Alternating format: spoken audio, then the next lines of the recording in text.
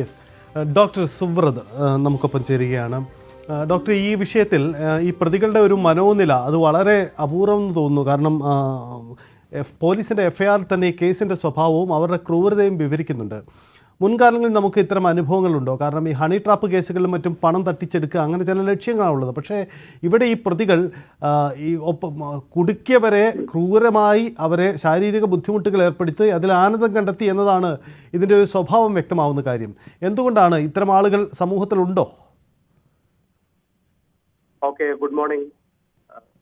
ഈ ഒരു വിഷയത്തെക്കുറിച്ച് ആധികാരികമായിട്ട് നമ്മൾ സംസാരിക്കണമെങ്കിൽ നമ്മൾക്ക് അതിന്റെ ഒരു ക്ലിനിക്കൽ ഡയഗ്നോസിസ്, അതുപോലെ തന്നെ ഈ ഒരു ക്ലയൻസുമായിട്ടൊരു 1-to-1 ഇന്ററാക്ഷൻ ഒക്കെ സാധ്യമായെങ്കിൽ മാത്രമാണ് ഈ ഒരു വ്യക്തികളിൽ അല്ലെങ്കിൽ ഈ കപ്പിൾസിനിടയിൽ, ഈ ഹസ്ബൻഡ് ആൻഡ് വൈഫിനിടയിൽ ഇതുപോലെ എന്തെങ്കിലും അവർക്ക് വൈകൃതങ്ങൾ ഉണ്ടോ എന്ന് നമ്മൾക്ക് മനസ്സിലാക്കാൻ സാധിക്കുകയുള്ളൂ.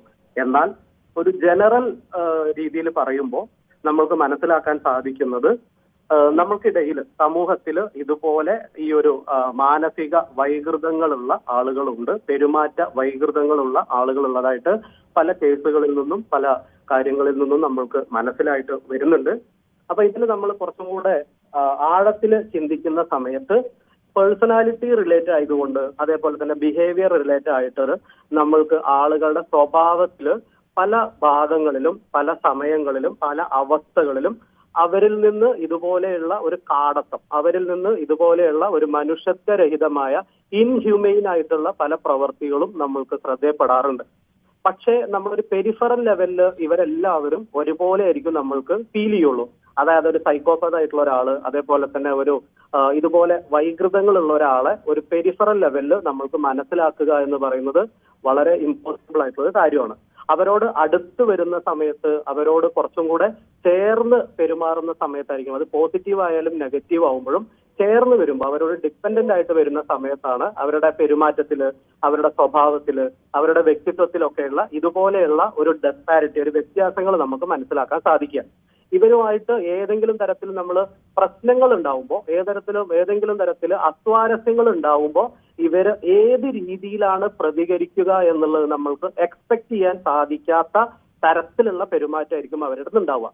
അത് ചിലപ്പോൾ ഭയങ്കര ഇൻഹ്യൂമെയിൻ ആയിട്ടുള്ള, ഇതിപ്പോ ഏറ്റവും റീസെന്റ് ആയിട്ട് നടന്ന ഇതുപോലെയുള്ള ഭയങ്കരമായിട്ടുള്ള, ഒരിക്കലും ഒരു മനുഷ്യന് സാധൂകരിക്കാൻ പറ്റാത്ത, നമ്മൾക്കത് ജസ്റ്റിഫൈ ചെയ്യാൻ പറ്റാത്ത തരത്തിലുള്ള ക്രൂവലായിട്ടുള്ള പല ബിഹേവിയർ പാറ്റേണും അവരുടെ അടുത്തുനിന്ന് വരാൻ ചാൻസുകളുണ്ട്.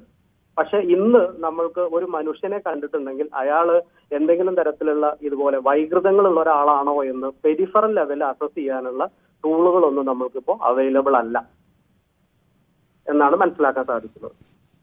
ഓക്കെ, എന്തായാലും ഈ തരത്തിൽ ഇവരുടെ മനോനില സംബന്ധിച്ച് ഒരുപക്ഷെ ഇത്തരം കേസുകളിൽ ഇത്തരം ആളുകൾ പെടുമ്പോൾ നിയമപരമായി ഇത് കോടതികളിലും മറ്റും എത്തുമ്പോൾ ഇവരുടെ ഒരു മനോവൈകൃതം, അതിൻ്റെ ഒരു ഇളവ് ഇവർക്ക് കിട്ടിപ്പോകാനുള്ള സാധ്യതയുണ്ടോ ഇത്തരം കേസുകളിൽ? കാരണം ഇത് യുവാക്കൾ പെട്ടുപോയ സംഭവമാണ്. അവർക്ക് പിന്നീട് ഇത് കേസും അതിൻ്റെ നിയമ നടപടികളും, ഈ വാർത്തകൾക്കപ്പുറം അതിൻ്റെ നിയമ നടപടികളിലേക്ക് പോകുമ്പോൾ ഇത്തരം മനോവൈകൃതമുള്ളവരെ എന്ന ഒരു സാധ്യത ഇവർ ആ തരത്തിൽ നിയമപരമായി പ്രയോജനപ്പെടുത്താനുള്ള സാധ്യതയുണ്ടോ? അത് പ്രയോജനപ്പെടുത്താനുള്ള സാധ്യത എന്നുള്ളതിനെക്കാട്ടിലും അപ്പുറത്തേക്ക് നമ്മളിത് അഡ്രസ് ചെയ്യേണ്ട ഒരു വിഷയമാണ്.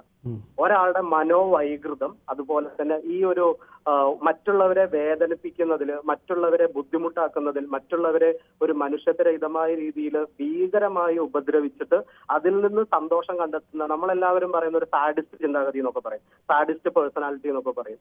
അതുപോലെ അതിൽ നിന്ന് ആനന്ദം കണ്ടെത്തുന്ന ആളുകൾ ഉണ്ടെങ്കിൽ അവരെ നമ്മൾ കൃത്യമായിട്ട് ഐഡന്റിഫൈ ചെയ്യുകയും അവര് ഇതുപോലെയുള്ള ഇനി ക്രൈമുകൾ, ഇതുപോലെയുള്ള അവസ്ഥകളിലേക്ക് പോവാത്ത തരത്തിലുള്ള റീഹാബിലിറ്റേഷൻ പ്രോസസ്സ് നൽകണമെന്നുമാണ് എനിക്ക് ഈ ഒരു അവസരത്തിൽ പ്രത്യേകിച്ച് എടുത്തു പറയാനുള്ളത്. ഒരേ സമയം തന്നെ നമ്മളുടെ നിയമം അനുശാസിക്കുന്ന നടപടികൾ അവരുടെ കൂടെ തന്നെ ഇവരുടെ ഈ ഒരു പേഴ്സണാലിറ്റിയിൽ വരുന്ന പ്രശ്നങ്ങളെ ലഘൂകരിക്കാൻ വേണ്ടിയിട്ടുള്ള, അതിനെ മോഡിഫൈ ചെയ്യാനുള്ള റീഹാബിലിറ്റേഷൻ പ്രോസസ്സുകൾ കൂടെ ഇതിൽ ഉൾപ്പെടുത്തണമെന്നുകൂടെ ഞാനൊന്ന് ഓർമ്മപ്പെടുത്തുകയാണ് ഈ ഒരു അവസരത്തിൽ. വളരെ നന്ദി ഡോക്ടർ. എന്നാലും പ്രതികരിച്ചതിന്. പത്തനംതിട്ട ചരൽക്കുന്നിലാണ് യുവാക്കൾക്ക് ക്രൂരപീഡനമുണ്ടായത്. സ്വകാര്യ ഭാഗത്ത് സ്റ്റാർപ്പർ പെയിന്റ് അടിക്കുകയും കെട്ടിത്തൂക്കി ക്രൂരമായി മർദ്ദിക്കുകയും ചെയ്തു. ഹണി ട്രാപ്പിൽ കുടുക്കിയ രണ്ട് യുവാക്കളാണ് ക്രൂരതയ്ക്കിരയായത്. റാന്നി സ്വദേശിയും ഒപ്പം ഒരു ആലപ്പുഴ സ്വദേശിയും.